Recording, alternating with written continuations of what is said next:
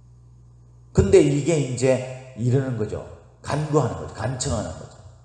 그러니까 우리가 약하면 약할수록요, 하나님 앞에 간청하는 게, 우리가 연약하고 부족한 것을 인정하면서 하나님과의 관계 속에서 하나님 은혜로 인해서 우리가 강해질 수 있다라는 그 분명한 믿음을 가지고 있기 때문에 이 모세는 언제나 하나님 앞에 엎드립니다. 불안하고 두려워도, 하나님이 마치 응답이 없는 것 같아도 이들은 그냥 하나님 앞에 엎드립니다. 모세는 그렇게 하나님 앞에 엎드립니다.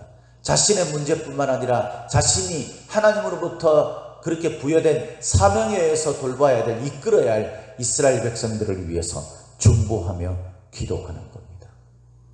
여기에서 구하여 이르되라고 말하는 그 여호와께 구하여라는 이 말이 뭐냐면 얼굴을 대하여 간청하다라는 뜻이에요. 얼굴을 대하여 간청하다. 하나님 얼굴을 향하는 거예요. 날마다. 이스라엘 백성들과 아론이 좀 인도를 하면서 그랬으면 얼마나 좋았을까요?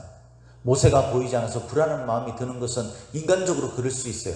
그때 아론이, 자, 우리 모세가 지금 산에 올라갔으니 너희도 여기에서 각자의 처소에서 우리가 함께 모여서 기도하든지 우리가 함께 하나님 앞에 기도하자. 제사는 이제 제사장이 있어야 되고 그것에 하나님의 뜻에 의해서 이루어져야 되는 거니까 우리가 하나님 앞에 기도하자. 이 두려운 마음을 그대로 고백하자. 이랬으면 얼마나 좋았을까. 그 차이가 뭐냐면요, 모세는 이런 문제가 생겼을 때에, 이 당황스러운 상황에 직면했을 때에 하나님께 얼굴을 향하여서 하나님께 자신이 맡고 있는 그 모든 일들을 위해 기도합니다. 모세가 맡고 있는 건 뭡니까? 자신을 위한 것이 아니었어요. 이스라엘 백성을 위한 것이었죠. 사랑하는 성도 여러분, 저와 여러분들이 신앙 가운데서 우리의 믿음을 돌아볼 때 우리가 믿는 믿음이 정말 하나님을 향한 믿음인지 다시 한번 돌아볼 수 있는 중요한 시간이 되기를 바랍니다. 이스라엘 백성과 아론과 같이 우리가 당황스러운 상황에 직면했을 때 하나님을 대체하려고 하는 다른 것들이 있습니까, 여러분? 우리가 믿는 하나님이 그저 하나님이 우리를 다스리시고 인도하시는 분이 아니라, 우리를 다스리고 통치하기 위해서 우리를 보호하시고 지키시는 분이 아니라, 우리가 필요에 따라서 하나님을 부르면 하나님이 쪼르르 쫓아오셔가지고 우리를 도우시고, 그런 우리가 마음대로 부릴 수 있는 그런 존재로 우리 마음속에 생각하고 있지 않은지, 그래서 지금 내가 실망하고 내 믿음이 떨어지는 이유가 그런 하나님이 내게 아무런 반응도 보이고 있지 않다라는 데 대한 어떤 우리들의 모습이 지금 이스라엘과 같이 나타나고 있지 않은지, 우리는 그런 잘못된 신앙을 버리고, 목이 뻣뻣한 그런 신앙을 버리고, 우리가 이 모세와 같이 어렵고 힘든 상황에 직면했을 때 늘 하나님 얼굴을 향할 수 있는, 하나님이 이 모든 것들을 우리에게 주실 수 있는 유일한 분이라는 것을 생각하면서 자신만을 위해서 아니라 이스라엘 위해서 중보할 줄 아는 그런 모세의 모습과 같은, 하나님을 하나님답게 인정하는 그런 믿음의 모습이 되기를 예수님의 이름으로 축복합니다. 축복합니다.